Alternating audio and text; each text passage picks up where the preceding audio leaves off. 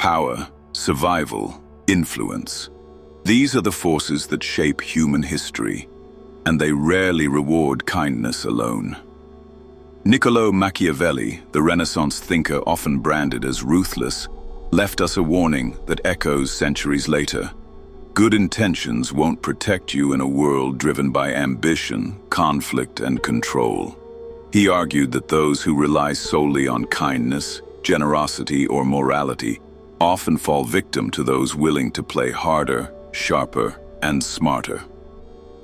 This video isn't about dismissing kindness. It's about understanding its limits. When the stakes are high, when enemies circle, when opportunities demand boldness, it takes more than compassion to endure. Machiavelli showed that strategy, perception, and the balance of fear and respect often determine who rises and who is crushed. His warning is not that kindness is useless, but that kindness alone is a trap, one that leaves you vulnerable to exploitation. In this breakdown, we'll explore the principles that Machiavelli believed truly safeguard power, how they contrast with popular ideas of virtue, and why his lessons are more relevant than ever in today's cutthroat world. If kindness won't save you, what will? Let's find out. When people talk about power, they often assume it is built on charisma, charm, or generosity. But Niccolo Machiavelli shattered that illusion centuries ago. He argued that rulers and leaders who rely too heavily on kindness expose themselves to weakness, manipulation, and eventual downfall. Kindness, in his view, is not inherently bad. But when it becomes a leader's main tool, it transforms into a liability. Machiavelli warned that human nature is not noble, not trustworthy, not inclined toward gratitude. People are selfish, short-sighted, and easily swayed by fear or advantage. To forget this fact is to build your life, your rule, or your career on quicksand. The saying that kindness destroys you is not a moral attack on compassion, but a political observation about the way power works. When you are too kind, you make yourself predictable. You give your enemies the script of how to defeat you. They know you will forgive. They know you will hesitate. They know you will compromise. And in the game of power, hesitation is fatal. Machiavelli explained this with brutal clarity in The Prince. He wrote that it is better for a ruler to be feared than loved, if he cannot be both. Why? Because love is fragile. It depends on the emotions of the people, which are unstable and easily broken. Fear, however, is within the ruler's control. It can be maintained through strength, consistency, and decisive punishment. Kindness, when overused, makes fear impossible, and without fear, loyalty dissolves into opportunism. Think about history's fallen kings, emperors, and even modern politicians who prided themselves on being loved. Their kindness often became the rope used to hang them. Caesar was generous, forgiving, merciful to his enemies, and they stabbed him anyway. Louis XVI of France was indecisive, kind-hearted, and merciful when his throne was threatened. That kindness delayed decisive action, and the guillotine cut off his head. Leaders who miscalculated the limits of kindness paid the price in blood. Kindness also creates debt. When you give too much, when you forgive too easily, the recipients of your generosity do not become loyal. They become entitled.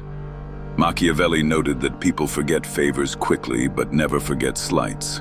A single act of harshness will mark you as cruel forever, but 100 acts of kindness will disappear from memory as soon as they stop.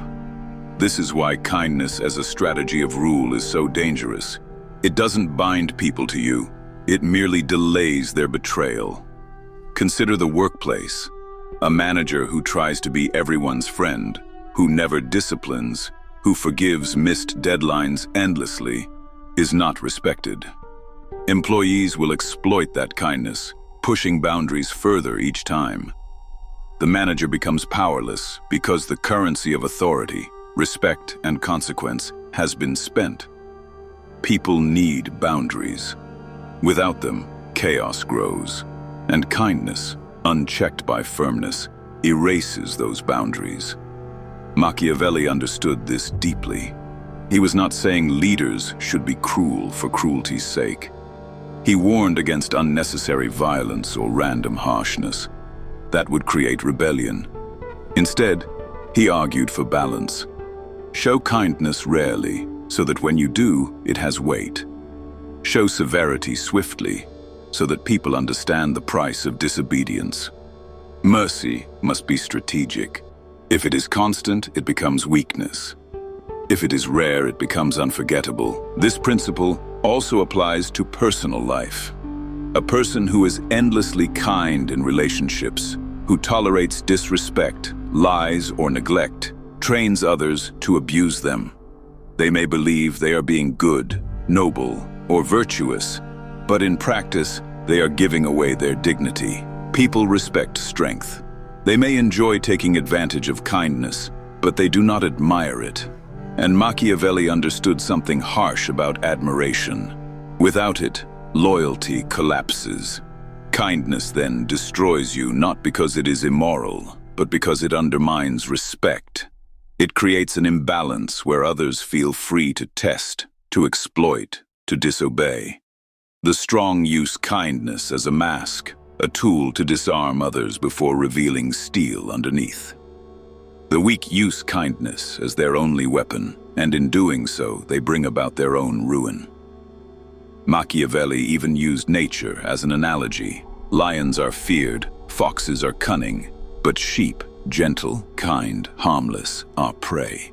Power cannot exist in the form of a sheep. No king, no general, no leader has ever held power by being universally kind. Even religions that preach kindness as a virtue have leaders who enforced obedience through fear of punishment. Power always needs an edge. The reason kindness destroys you is simple. It blinds you to reality.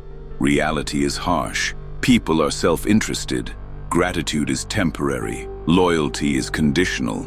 And when you forget this truth, your kindness becomes not a virtue, but a vulnerability. Machiavelli insisted that leaders see the world not as they wish it to be, but as it truly is. To rule, to survive, to thrive in any environment of competition, you must accept the darker side of human nature. Kindness ignores it. Ruthlessness respects it. That is why Machiavelli's laws of power remain relevant today. They strip away illusions. They remind us that the pursuit of power is not a moral journey. It is a battlefield. And on a battlefield, kindness is not armor. It is a crack in the shield. Machiavelli's view of human nature was not sentimental. He wrote plainly that men are ungrateful, fickle, false, cowardly, and greedy. This was not an insult. It was his attempt at describing reality as it truly is, stripped of illusions. And when you understand this, you understand why kindness, when it is consistent, predictable, and unconditional, is eventually exploited. Kindness is interpreted not as virtue, but as weakness. Why? Because in the ruthless competition of life, people are constantly measuring one another. They test limits. They search for vulnerabilities. They want to know, how much can I get away with? And when they discover that you respond to every slight with patience, every offense with forgiveness, every insult with silence, they learn that you are safe to exploit. This is why kindness attracts predators. In the same way that in nature, weak animals attract stronger ones, kindness without boundaries signals that you will not defend yourself. It tells others that you will not punish betrayal. It marks you as someone who can be used without fear of consequence. In Machiavelli's terms, this makes you not a ruler, not even an equal, but a subject. Consider political history. Many leaders who prided themselves on being benevolent soon discovered that benevolence invites boldness in their enemies. The more generous a ruler appears, the more rivals interpret it as hesitation, as softness, as lack of will. In Renaissance Italy, where Machiavelli observed endless political betrayals, states that tried to avoid war by making generous concessions were often devoured by stronger powers. Their kindness was not seen as wisdom, it was seen as fear. This same principle applies in daily life. In business negotiations, the side that gives in too quickly is not rewarded with gratitude. It is punished with further demands. When you lower your price once, the buyer assumes you will lower it again. When you grant a favor freely, people assume you will grant another. This is how cycles of exploitation are born. The psychology behind this is simple. People remember how you treat them, but they remember most vividly the boundaries you enforce. If your boundaries are weak, your kindness is worthless. If your boundaries are firm, even small acts of kindness feel significant. This is why Machiavelli emphasized balance. Severity gives kindness weight. Let's examine the difference between two types of leaders. One is endlessly forgiving. He excuses betrayal, tolerates incompetence, and hopes that his patience will inspire loyalty. Instead, it inspires contempt. His followers lose respect. They may take advantage of his generosity for as long as it benefits them. But when a stronger leader appears, they will abandon him without hesitation. The second leader is strict, disciplined, and feared.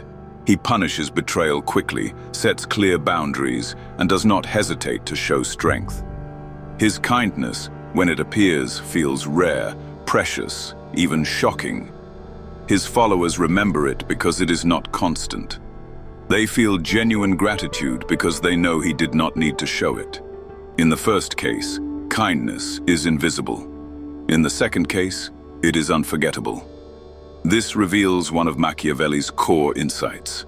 Power is about perception. It is not only about what you do, but how what you do is interpreted. The same act of kindness can be seen as either generosity or weakness, depending on how you frame it. If it is surrounded by strength, it becomes a gift. If it is surrounded by passivity, it becomes a liability. Take, for example, the Roman general Scipio Africanus. He was known for his generosity toward conquered peoples, but his kindness worked because it was backed by overwhelming military strength. People did not see it as softness. They saw it as magnanimity, the noble gesture of a man who could afford to be kind. His power gave kindness its meaning. Contrast this with weaker rulers, whose concessions are read not as generosity, but as submission. This is why Machiavelli insisted that rulers must first establish fear and authority before they display kindness. Fear sets the stage. Authority makes kindness credible. Without that foundation, kindness is worthless because it is misread. Now let's apply this to personal dynamics. Imagine a friend who is always available, always forgiving, always giving more than he receives. At first, people appreciate this, but soon they begin to assume it. They stop valuing it. The kindness becomes invisible because it is guaranteed. And when kindness is guaranteed, it loses all power. On the other hand, someone who sets clear limits, who is selective in when they give their time or energy, becomes respected. Their kindness, when shown, feels like a gift rather than an expectation. Machiavelli's ruthless law is this: when something is constant, it loses value.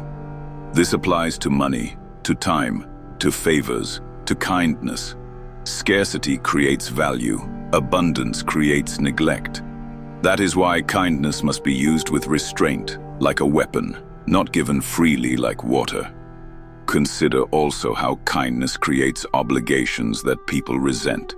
If you help someone too much, if you give them opportunities, resources, or forgiveness, they may not feel loyalty. They may feel guilt or resentment. Humans do not like being indebted, and often the easiest way to escape the burden of gratitude is to betray the one who gave. History is full of this pattern. Many kings and emperors were destroyed not by their cruelty, but by those they had raised with kindness, who repaid generosity with rebellion. This is one of Machiavelli's darkest but most realistic observations. Men forget the good you have done them, but they never forget the power you hold over them. Kindness is erased from memory as soon as it is no longer useful. Fear, however, imprints itself permanently. This does not mean one must never be kind. It means kindness must never be the foundation of your strategy. It must always be secondary, always a choice you control, not an expectation others can rely on. The moment people know that you will always forgive, they stop respecting you. The moment they know you will always give, they start taking. To survive in a ruthless world, you must understand this duality. Kindness is admired but not respected. Fear is respected even if it is not admired. And when forced to choose, respect is more important than admiration. Respect protects you. Admiration is fleeting. Think of it in terms of leadership psychology. Leaders who seek to be loved are constantly vulnerable. They live in fear of losing affection. Leaders who seek to be respected, however, maintain stability. Even when they are disliked, they are obeyed.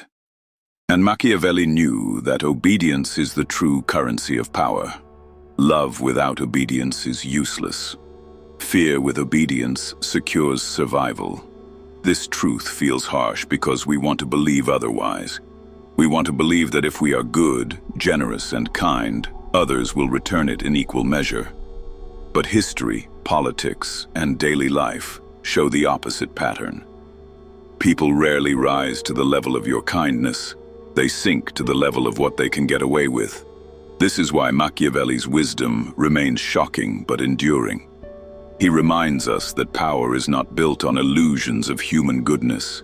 It is built on control of human selfishness. And kindness, when overused, hands control to others. It gives them the advantage. It arms them with your weakness. So when we say that kindness will destroy you, we do not mean kindness has no place.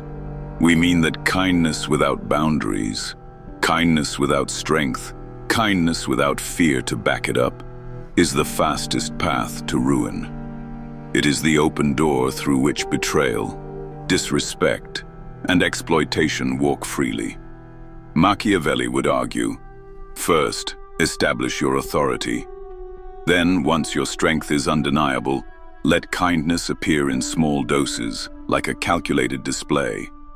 That way, it shocks, it influences, it earns loyalty. But if you start with kindness, if you lean on it as your main strategy, you are already finished. By now, we have seen how kindness, when left unchecked, becomes poison to power. It destroys authority, erodes respect, and turns loyalty into exploitation. Yet the question remains, is Machiavelli suggesting that leaders, rulers, and individuals should abandon kindness altogether? The answer is no. His vision was far more nuanced. What he insisted on was balance, the ruthless balance between fear and love, between generosity and severity, between kindness and discipline. This balance is not easy to strike, which is why so few people maintain power for long. Most fall into extremes. Some become overly cruel, inspiring hatred that drives rebellion. Others become overly kind, inspiring contempt that invites betrayal. Both errors are fatal. The path of survival lies in mastering the middle ground, where you are feared enough to be respected, but not hated enough to be overthrown. Where your kindness is rare enough to be valued, but not frequent enough to be taken for granted. Machiavelli warned that hatred is more dangerous than cruelty itself. A ruler may be feared and survive for decades, but once people come to hate him, conspiracies multiply. Cruelty must therefore be precise, targeted, and strategic.